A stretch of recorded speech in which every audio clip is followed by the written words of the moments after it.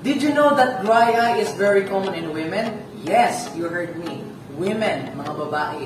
It's because of menstrual period, pregnancy stage, and menopausal stage. Munang magreklamo mo nga hapdos, katol, or magluwa-luwa inyong mata. Subject ang mga babae is because of the hormonal fluctuations and imbalances nga nagitabo sa inyong lawas. Now, don't worry, kami mga lalaki nag-dry po lang ang mga mata. Mas taas lang ang risk because sa inyong hormonal changes sa body as women. So karon, how do we treat and manage this dry eye, doc?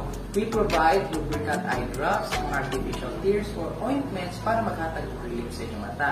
Napunta yung mga bago karon nga invention nga gitawag og mga eye compress nga ginasuot o makita nyo sa picture diri for 5 to 15 minutes inyo lang suoton maghatag og relaxation, hindi ko mag-dry ang mata kay maghatag siya og warm. So karon, please follow and like our page for more information.